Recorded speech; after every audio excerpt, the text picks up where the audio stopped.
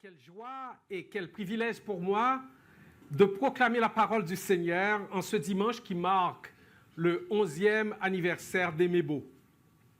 Nous avons toutes les raisons de dire en regardant le passé, l'Éternel a fait pour nous de grandes choses. Nous sommes, dites-le avec moi, l'Éternel a fait pour nous de grandes choses. Nous sommes dans la joie.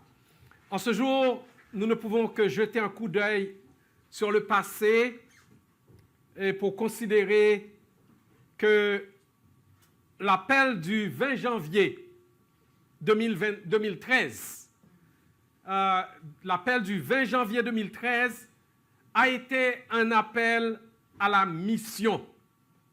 Un appel à la mission. Les 53 personnes qui y ont répondu ont été la provision de Dieu pour la naissance d'Emebo.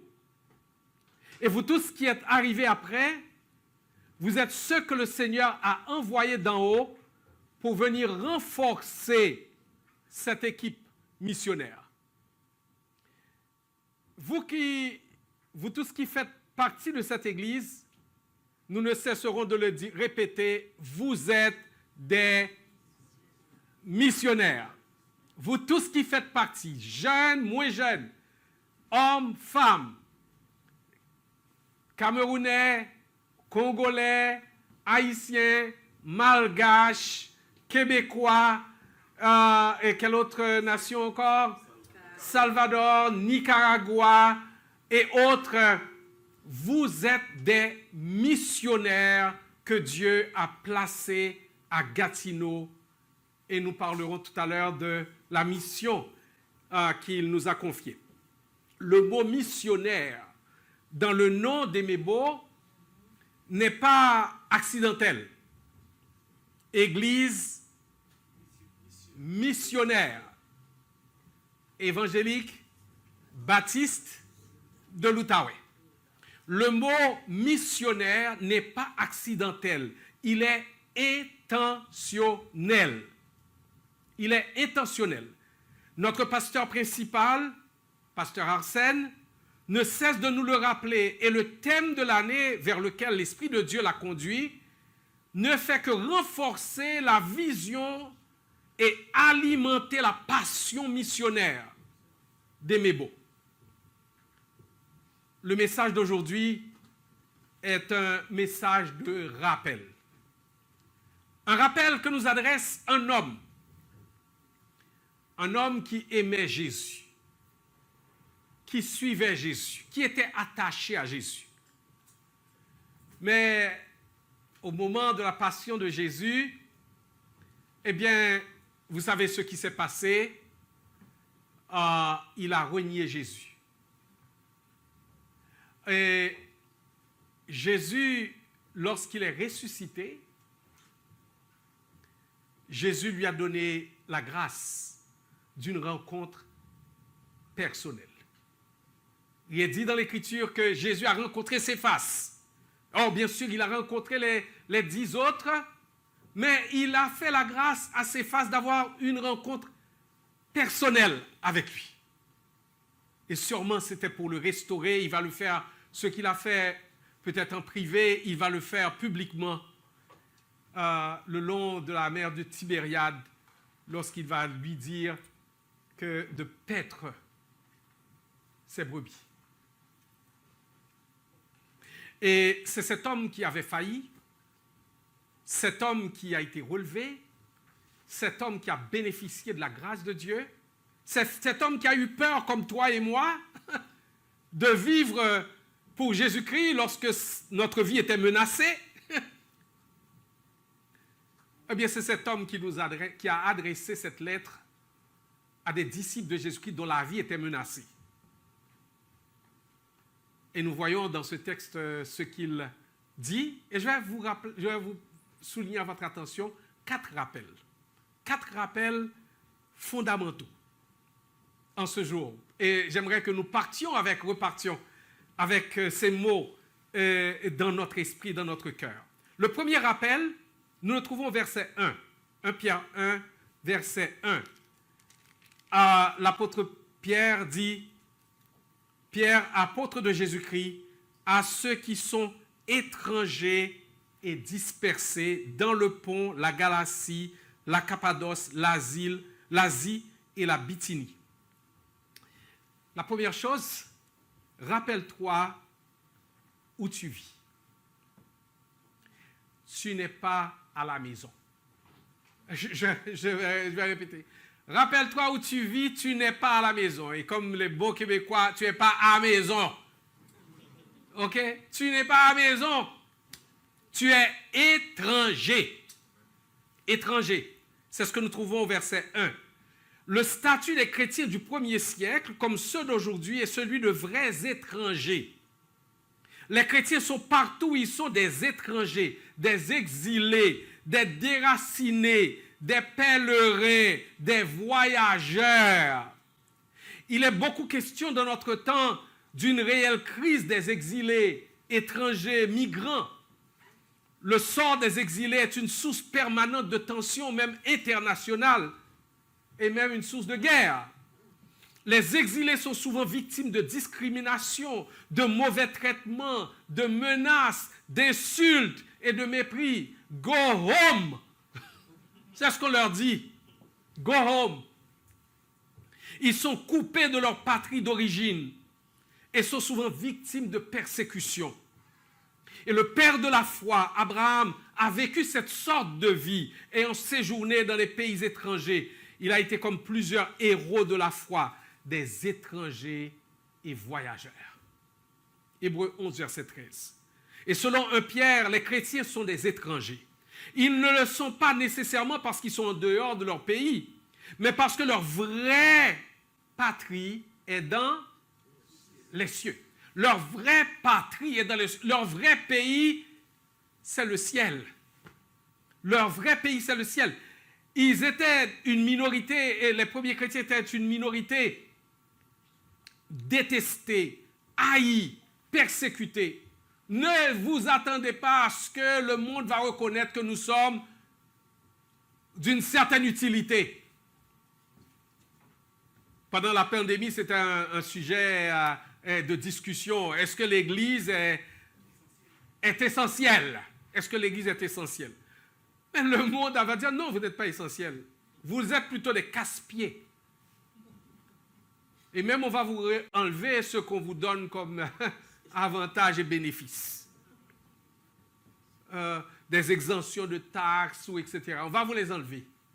Vous n'êtes pas essentiel. Les premiers chrétiens savaient que c'est ainsi que le monde les considérait. Ils n'étaient pas considérés comme essentiels. Un auteur a écrit au IIe siècle, et ce qu'il a écrit convient bien aussi au 1er siècle. Il a dit, les chrétiens ne se distinguent pas du reste de la race humaine par leur pays, leur langue ou leurs coutumes. Ils ne vivent pas dans des villes qui leur sont propres. Ils n'utilisent pas un langage particulier. Ils ne suivent pas un mode de vie excentrique. Leur doctrine n'a pas été découverte par l'ingéniosité ou la réflexion profonde d'hommes curieux. Et ils n'avancent pas un enseignement purement humain, comme le font certains. Pourtant, bien qu'ils vivent dans des villes grecques et barbares, selon le sort de chacun, et qu'ils suivent les coutumes du pays en matière d'habillement, de nourriture et d'autres aspects de la vie quotidienne, ils donnent en même temps la preuve de la constitution remarquable et, il faut le reconnaître, extraordinaire de leur propre communauté. Ils vivent dans leur propre pays, mais seulement en tant qu'étrangers. Que c'est bien dit, je n'ai pas besoin de le commenter. Ils vivent dans le pays, ils ne sont pas des gens bizarres, etc. Ils s'habillent comme tout le monde, ils suivent certaines coutumes, etc. Mais ils forment un peuple particulier. Et ils sont des étrangers, partout où ils sont.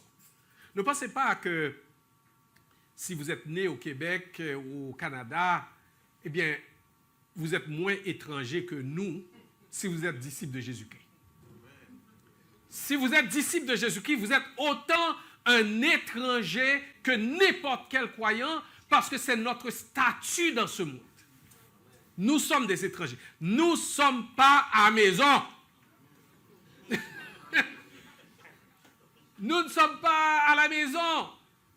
Nous soupirons après notre patrie céleste. Comme Abraham marchait vers la cité dont Dieu est l'architecte et le fondement. Nous sommes des étrangers. Deuxièmement, nous sommes des dispersés. Le verset B est qui sont étrangers et dispersés dans le Pont, la Galatie, la Cappadoce, l'Asie et la Bithynie. Le mot dispersion est utilisé en 1 Pierre 1 pour décrire les chrétiens, suggère à la fois l'isolement des chrétiens, les uns par rapport aux autres, parce qu'ils sont dispersés, ils sont partout, ils ne sont pas dans un seul village, ensemble. Et tout à la fois, il y a un lien qui les unit en Christ, même s'ils vivent dans des lieux éloignés, dans des lieux séparés. Et alors que nous sommes en train d'adorer le Seigneur à Gatineau ce matin, nous sommes liés à ceux qui sont à Ottawa, à Orléans, nous sommes liés à ceux qui sont à Québec, qui sont à Tracadie, qui sont à Tursault, un peu partout à travers le monde et dans vos pays, dans les pays d'origine de chacun de nous. Moi, je parle d'Haïti, d'autres parleront du Cameroun, de la République du Congo, du Madagascar, du Nicaragua et du Kenya et autres. Nous sommes séparés, dispersés, mais nous sommes liés en Jésus. Amen. Nous sommes liés en Jésus. Pierre leur dira à 1 Pierre, chapitre 5, versets 9 à 11, que les mêmes souffrances qu'ils endurent sont imposées à leurs frères et à leurs sœurs dans le monde. C'est-à-dire que ce que nous sommes en train de vivre ici maintenant, c'est ce que d'autres sont en train de vivre ailleurs. Et même, nous pouvons dire, le Seigneur nous a fait la grâce d'être un peu dans du coton ouaté.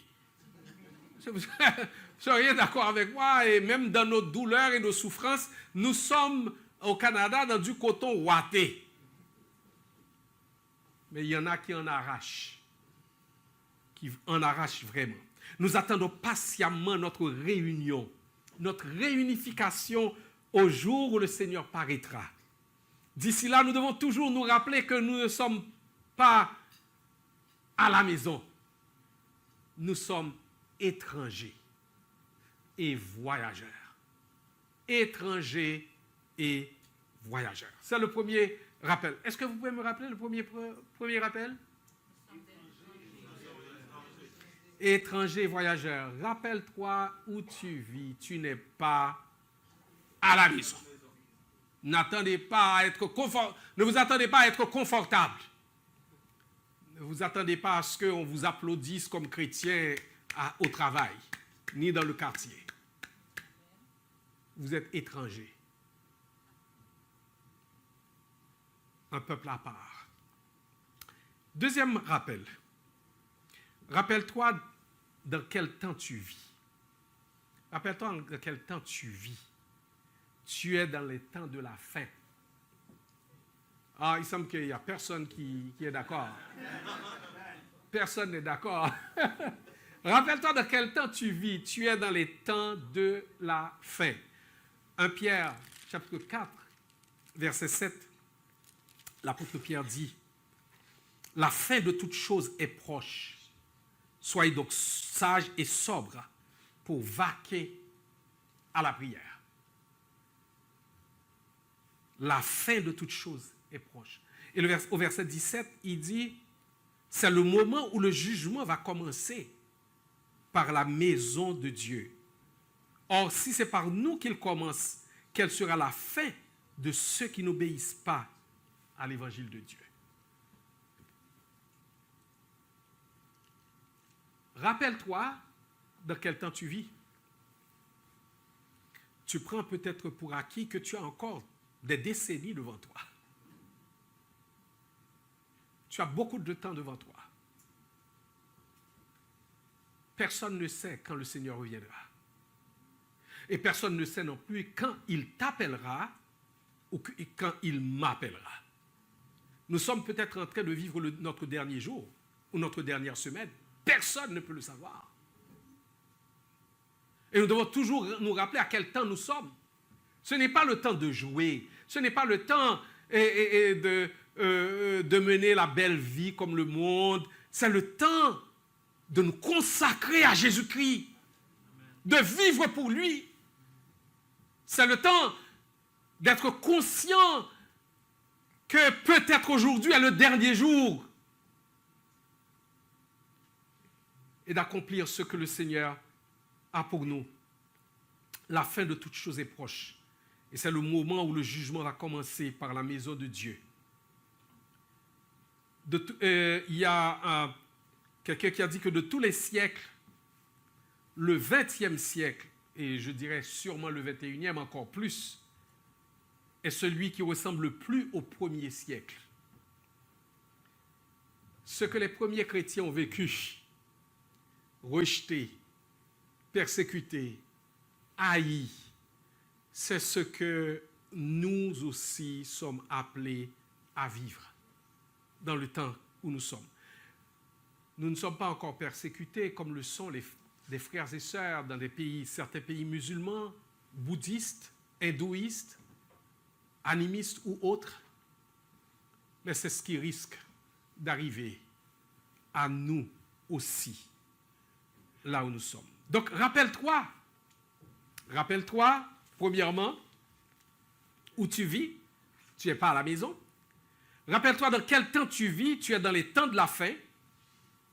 Et troisièmement, rappelle-toi qui tu es. Rappelle-toi qui tu es. Et je vais lire 1 Pierre, chapitre 1, verset 2.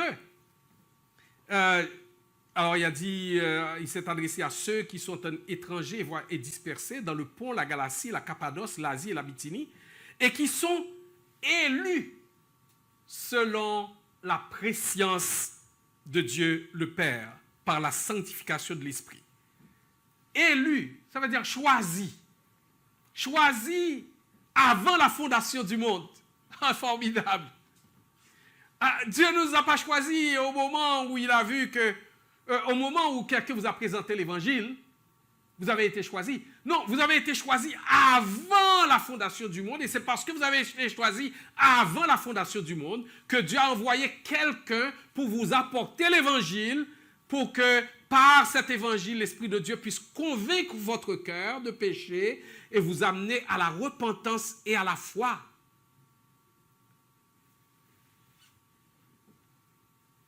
Et l'apôtre Pierre commence par dire à ceux à qui il s'est adressé, vous êtes élus, choisis selon la prescience de Dieu. Et la prescience de Dieu, ce n'est pas que Dieu avait vu qu'à un moment, j'allais être assez gentil, j'allais être assez pieux qu'il va me choisir.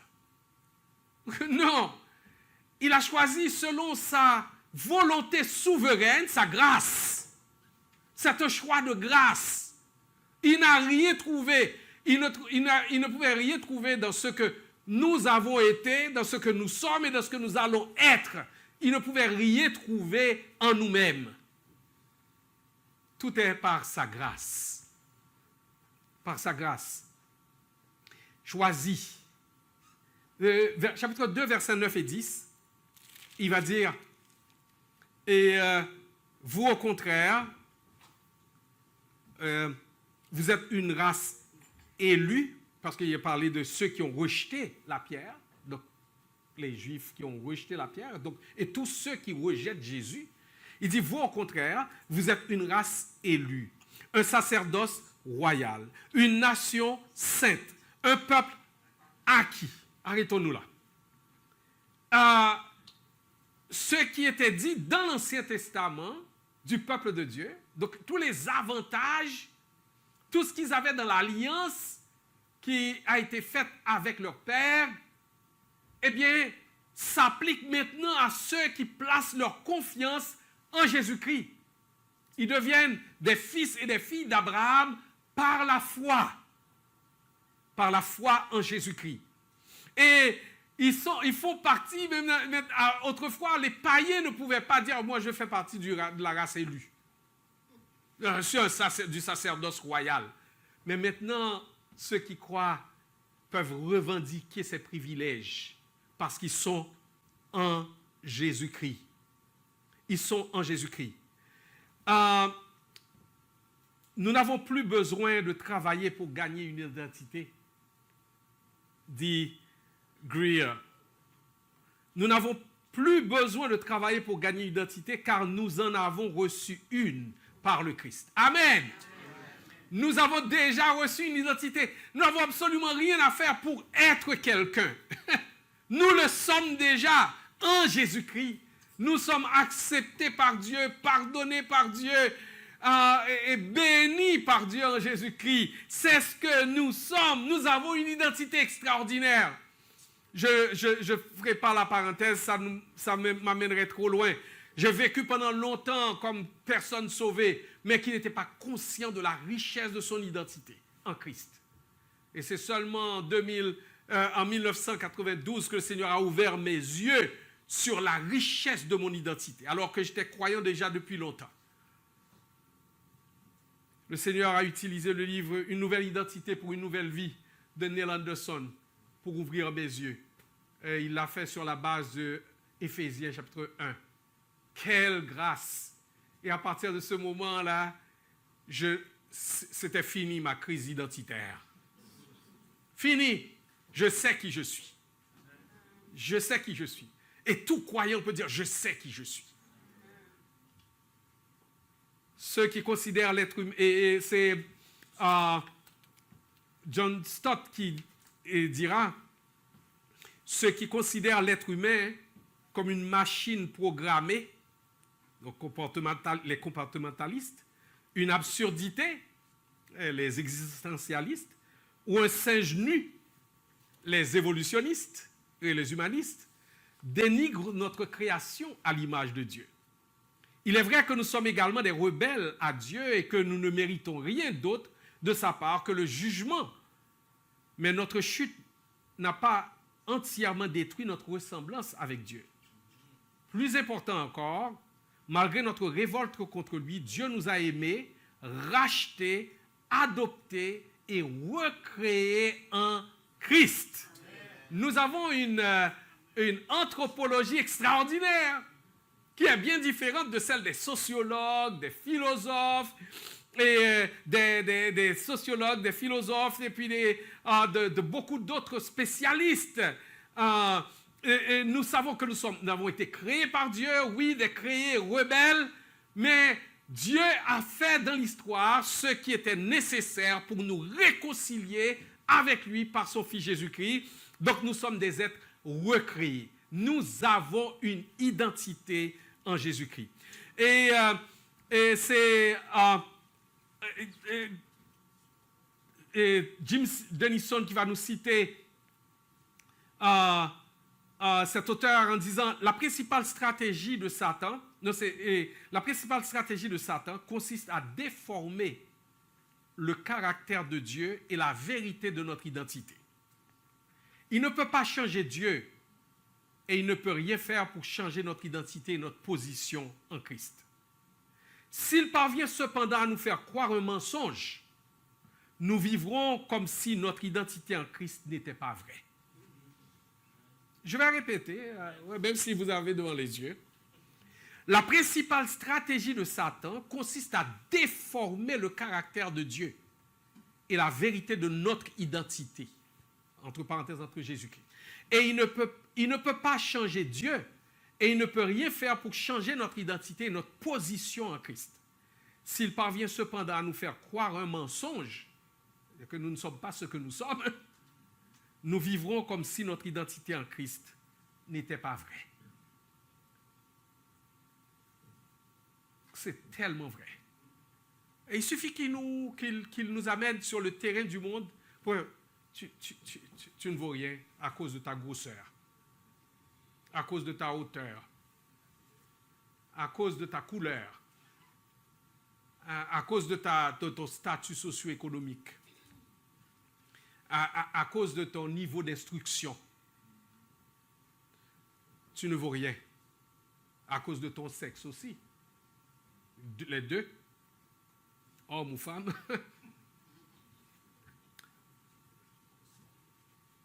des mensonges de Satan. Des mensonges de Satan. Et quand nous croyons à ces mensonges, il va empoisonner notre vie. Empoisonner notre vie. Nous allons vivoter plutôt que de vivre. Nous allons vivoter plutôt que de vivre. Parce que nous vivons selon ce que le regard des autres sur nous. Ou nous vivons selon les mensonges que nous pouvons avoir sur nous-mêmes. Et non pas sur ce que Dieu voit de nous et fait de nous. Rappelle-toi qui tu es. Et Mébo, rappelle-toi qui tu es. Membre de Mébo, rappelez-vous qui vous êtes à Gatineau, qui vous êtes à Ottawa et partout où le Seigneur vous conduit. Que vous soyez en voyage, que vous soyez chez vous, que vous soyez dans votre voisinage, au collège, à l'université, à l'école. Vous n'êtes pas n'importe qui, vous représentez Dieu, vous représentez Jésus-Christ. Vous n'êtes pas n'importe qui. Les gens peuvent vous traiter n'importe comment, mais vous n'êtes pas n'importe qui. Alors, ça nous amène à parler du quatrième rappel. Rappelle-toi à quoi tu es appelé. Rappelle-toi à quoi tu es appelé. Tu es appelé à faire connaître Christ et à vivre pour Christ. Je vais lire d'abord, tu es appelé à annoncer les vertus, les excellences ou les merveilles de Jésus-Christ. 1 Pierre 2, verset 9. Je vais lire tout le verset. Vous êtes au contraire une race élue, un sacerdoce royal, une nation sainte, un peuple acquis, afin que vous annonciez les vertus de celui qui vous a appelé des ténèbres à son admirable lumière. Le mot grec traduit par annoncer, proclamer, est un mot inhabituel qui n'est utilisé que dans le Nouveau Testament. Il signifie faire de la publicité. Faire de la publicité. Publier. Et se réfère au fait de faire connaître quelque chose qui serait autrement inconnu. C'est annoncer quelque chose que si vous ne l'annoncez pas, il serait inconnu. Et c'est ça que l'apôtre Paul dit en Romains 10, n'est-ce pas? Comment croiront-ils et comment évoqueront-ils selon de qui ils n'ont pas entendu parler? Et quand en entendront-ils parler si personne ne prêche? Donc c'est-à-dire que nous sommes porteurs d'un message qui ne sera pas connu, qui ne sera connu que si nous l'annonçons, que si nous le déclarons. Oh, bien sûr, je sais qu'il y a beaucoup de chrétiens qui disent « Oh ben non, je n'ai pas besoin de parler, les gens vont voir que je suis chrétien. » Et il y a quelque chose. C'est seulement une partie de la vérité. Nous devons avoir le comportement qui va attirer l'attention des gens pour qu'ils vont poser des questions parce qu'ils sont intrigués. Et là, nous devons proclamer. Nous devons déclarer. Nous devons annoncer. Nous devons publier les merveilles, les excellences. Et les vertus, merveilles, excellences font référence aux actes puissants et héroïques. Cela veut dire que tout disciple de Jésus-Christ est un ambassadeur de Christ appelé à faire connaître, appelé à annoncer, appelé à publier ce que Dieu a fait en Jésus-Christ pour sauver les perdus, pour sauver son peuple. Le théologien et pasteur John Stott a écrit ceci, et je le cite. Notre mandat pour l'évangélisation du monde est la Bible entière. Il se trouve dans la création de Dieu, dont tous les êtres humains sont responsables devant lui. Dans le caractère de Dieu, extraverti, aimant, compatissant, ne voulant pas que quiconque périsse, désirant que tous viennent à la repentance. Dans les promesses de Dieu, que toutes les nations seront bénies par la semence d'Abraham et deviendront l'héritage du Messie. Dans le Christ de Dieu, maintenant exalté avec une autorité universelle pour recevoir une acclamation universelle. Dans l'Esprit de Dieu qui convainc de péché, témoigne du Christ et pousse l'Église à évangéliser. Et dans l'Église de Dieu, qui est une communauté multinationale et missionnaire, ayant pour ordre d'évangéliser jusqu'au retour de Christ. Mes frères et sœurs, je dis Amen, je n'aurais pas mieux dire. C'est tellement riche. C'est tellement riche. On aurait pu faire une étude biblique seulement sur ce qu'il a dit là. avec les différents éléments qu'il souligne dans cela. Nous sommes appelés à annoncer, à proclamer les vertus, les excellences, les merveilles de notre Dieu qui s'est manifesté à nous en Jésus-Christ. Nous avons souligné ça à la Semaine Sainte, le dimanche de Pâques, l'œuvre de Dieu dans ce monde. Nous avons un message. Nous avons un message. Donc nous devons annoncer les vertus et les excellences de Jésus-Christ. Mais nous sommes appelés aussi à vivre une vie différente de celle du monde. Nous sommes appelés à vivre une vie différente de celle du monde. 1 Pierre 2, verset 11-12. Bien-aimés, est-ce que vous avez vos Bibles avec vous? Eh bien, parce que j'aimerais bien que vous voyez. Bien-aimés, je vous exhorte comme étrangers voyageurs sur la terre à vous abstenir des convoitises charnelles qui font la guerre à l'âme. Ayez au milieu des païens une bonne conduite, afin que là même où ils vous calomnient, comme si vous étiez des malfaiteurs. Est-ce que c'est le cas quelquefois pour nous? Et au milieu des païens, une bonne conduite, afin que là même où ils vous calomnient, c'est-à-dire ils disent du mal, ils vous font des chapeaux qu'ils vous mettent dans la tête. Et ils vous coupent des habits qu'ils vous mettent dessus, et qui sont faits de fausseté. Là même où ils vous calomnient comme si vous étiez des malfaiteurs, ils remarquent vos bonnes œuvres et glorifient Dieu au jour où il les visitera. Nous sommes appelés à vivre une vie différente. Une vie différente. Et l'un des appels de Dieu à son peuple, aux siens, c'est qu'il soit saint comme lui-même. Il est saint. Et tous ceux qui sont nés de nouveau sont saints. Il n'y a pas que saints, tous les saints nommés, canonisés par l'Église catholique. Il n'y a pas que les apôtres, etc. Nous sommes saints. Nous sommes saints. Et le Seigneur aurait pu vous envoyer un petit shot et il dit, vous allez marcher avec ce t-shirt. Je suis saint. Oh, bien sûr, là, les gens allaient se moquer de vous. Ah, ben, il est fou, lui. Regarde un fou. Mais en fait, nous le sommes par notre position en Jésus-Christ. Et nous sommes appelés à vivre dans cette sainteté, à nous conduire de manière sainte. C'est William Barclay qui dit, la faiblesse de l'Église ne réside pas dans le manque d'arguments chrétiens, mais dans le manque de vie chrétienne. Oh, ça a l'effet d'un coup de poing. C'est comme si on a... Ouch! Ouch! La faiblesse de l'Église ne réside pas dans le manque d'arguments chrétiens, mais dans le manque de vie chrétienne. Des hommes et des femmes qui vivent vraiment pour Jésus-Christ, qui ressemblent à Jésus-Christ, dont la parole reflète les valeurs de Jésus-Christ, dont la vie reflète les priorités de Jésus-Christ.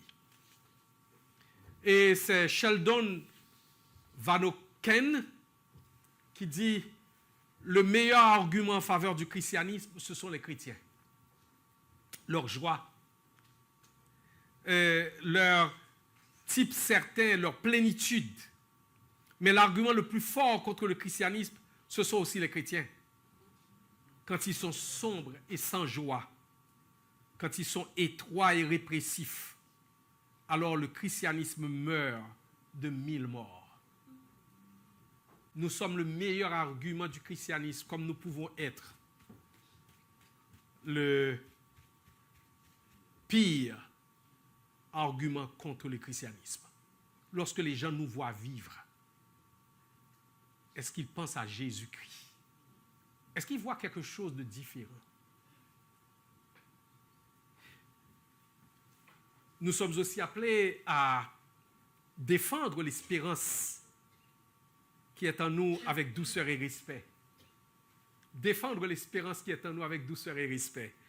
1 Pierre 3, avec verset 15, nous sommes encore dans le domaine de la parole que nous devons professer. 1 Pierre chapitre 3, verset 15. Sanctifiez dans vos cœurs Christ le Seigneur, étant toujours prêt à vous défendre avec douceur et respect devant quiconque vous demande raison de l'espérance qui est en vous. Ayant une bonne conscience, afin que la même où il vous calomnie, comme si vous étiez des malfaiteurs, ce qui décrit votre bonne conduite en Christ, soit couvert de confusion. Il dit d'abord que nous devons, la condition pour défendre notre foi avec douceur et respect, c'est de sanctifier Christ. Et ça veut dire que Christ, comme le pasteur Jowett aimait le dire, le cœur est un sanctuaire, c'est un lieu d'adoration. Le culte se déroule toujours. Est-ce que nous voyons notre cœur comme ça? Notre cœur est un sanctuaire.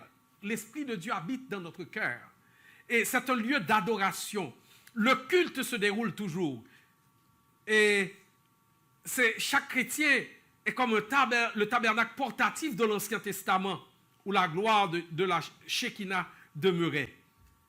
Et Pasteur Joël dit, fais-tu de ton cœur une chapelle où tu peux sanctifier le Christ comme Seigneur au milieu même de la souffrance? Nous devons toujours être prêts, donc, lorsque nous sanctifions notre cœur, nous adorons le Seigneur qui habite en nous par l'Esprit Saint, eh bien nous sommes prêts à donner une défense de la raison de l'espérance qui est en nous. Nous devons toujours prêts à donner une déclaration ou un argument raisonné. Le mot donner une défense, c'est le mot qui nous donne apologétique. La défense de la foi. Nous devons être toujours prêts à donner une réponse, une déclaration, un argument raisonné de notre foi. Merci, pasteur, parce que tu nous enseignes la parole. Si nous ne la connaissons pas, ce n'est pas ta faute. Nous pouvons donner un argument raisonné. Nous pouvons donner une déclaration raisonnée de notre foi parce que nous étudions la parole sous le bienveillant ministère de personnes qui passent du temps dans la parole pour l'apprendre et pour nous l'enseigner. Et enfin, nous sommes aussi appelés à souffrir pour Christ et comme Christ. 1 Pierre 2, versets 19 à 24. Peut-être qu'il y a des gens qui sont là maintenant. 1 Pierre 2, versets 19 à 24. Et il parlait aux serviteurs qui souffraient. Et il dit, c'est une grâce de supporter des afflictions par motif de conscience envers Dieu quand on souffre injustement. En effet, quelle gloire y a-t-il de supporter de mauvais traitements pour avoir commis des fautes? Mais si vous supportez la souffrance lorsque vous faites ce qui est bien, c'est une grâce devant Dieu. Et c'est à cela que vous avez été appelés. Parce que Christ aussi a souffert pour vous, vous laissant un exemple afin que vous suiviez cette race. Lui qui n'a point commis de péché et dans la bouche duquel il ne s'est point trouvé de fraude. Lui qui injuriait ne rendait point d'injure, maltraitait ne faisait point de menaces, mais s'en remettait à celui qui juge justement. Je m'arrête ici. Et là, l'apôtre dit, c'est une grâce de souffrir en faisant le bien. Et ces gens qui souffraient dans tout l'Empire avaient besoin d'entendre ce message. Nous sommes appelés à souffrir pour Christ et comme Christ. Et on peut trouver aussi dans chapitre 4, versets 1 et 2 et verset 16. Je saute maintenant à la conclusion. La première chose dont vous devez vous rappeler, rappelle-toi que tu es étranger et voyageur. Rappelle-toi que tu es étranger et voyageur. Ne sois pas frustré d'être maltraité. Il n'y a pas d'amen. Moi-même. Il n'y a pas d'amen. Ne sois pas frustré d'être maltraité, d'être incompris. Parce que tu n'es pas chez toi. Tu es étranger et voyageur. Deuxième rappel. Rappelle-toi que tu es dans les temps de la fin. Sois vigilant, avisé et prêt. Rappelle-toi que tu es dans les temps de la fin. Sois vigilant, avisé et prêt. Troisième rappel. Rappelle-toi que tu es choisi, sauvé et mis à part pour Dieu. Vis différemment. vis différemment. Et quatrièmement, rappelle-toi que tu es appelé à faire connaître Christ et à vivre pour Christ. Sois missionnaire en tout temps, en tout lieu et par tous les moyens. Que le Seigneur vous aide à garder précieusement ces rappels que nous donne l'apôtre Pierre et que nous puissions continuer à faire le travail que le Seigneur nous a envoyé à faire à Gatineau depuis le 20 janvier 2013. Que le Seigneur nous donne d'être un peuple missionnaire qui n'oublie jamais pourquoi nous sommes ici à Gatineau. Que sa parole demeure dans notre cœur.